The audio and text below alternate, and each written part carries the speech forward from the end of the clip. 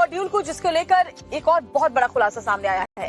दरअसल ये white terror module जो है, ये ड्रोन के जरिए पाकिस्तान से भारत में अटैक की साजिश रच रहा था।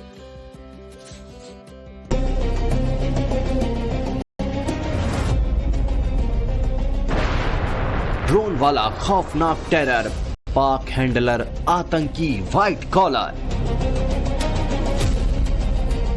बारूदी ड्रोन, रॉकेट सब तैयार, बस था हैंडलर के ऑर्डर का इंतजार। 10 नवंबर को दिल्ली में हुए धमाके की जांच में जो नया खुलासा हुआ है, उसने सुरक्षा एजेंसियों के होश उड़ा दिए हैं।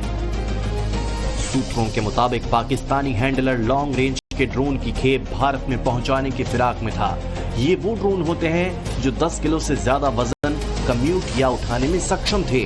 ड्रोन को अलग अलग पार्ट्स के तौर पर भारत भेजने की तैयारी चल रही थी। इन ड्रोन्स को भेजने का मकसद बहुत खौफनाक था। आतंकियों की कोशिश थी कि इसके जरिए वो विस्फोटक की अलग अलग लॉजिस्टिक भारत में भेजे। सूत्र बता रहे हैं कि इसके लिए आतंकी किसी दूसरे देश की एक्सपोर्ट कंपनी का इस्तेमाल करने वाले थे।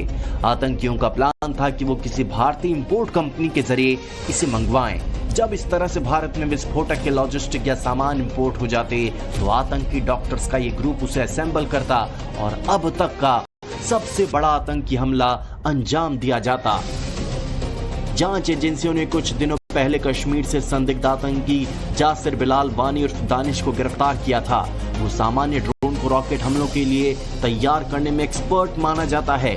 दानिश आतंकी नेटवर्क से जुड़े अन्य लोगों को भी इसकी ट्रेनिंग देने वाला था।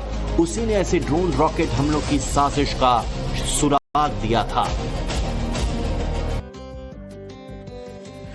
टेरर मॉड्यूल को, जिसको लेकर एक और बहुत बड़ा खुलासा सामने आया है।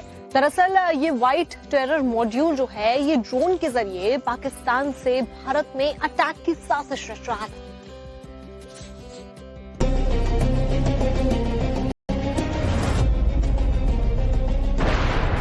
ड्रोन वाला खौफनाक टेरर, पाक हैंडलर आतंकी व्हाइट कॉलर, बारूदी ड्रोन, रॉकेट सब तैयार, बस था हैंडलर के ऑर्डर का इंतजार। 10 नवंबर को दिल्ली में हुए धमाके की जांच में जो नया खुलासा हुआ है, उसने सुरक्षा एजेंसियों के होश उड़ा दिए हैं। सूत्रों के मुताबिक पाकिस्तानी हैंडलर लॉन्ग रेंज के ड्रोन की खेप भारत में पहुंचाने की फिराक में था। ये वो ड्रोन होते हैं जो 10 किलो से ज्यादा वजन कम्यूट या उठाने में सक्षम थे। ड्रोन को अलग अलग पार्ट्स के तौर पर भारत भेजने की तैयारी चल रही थी।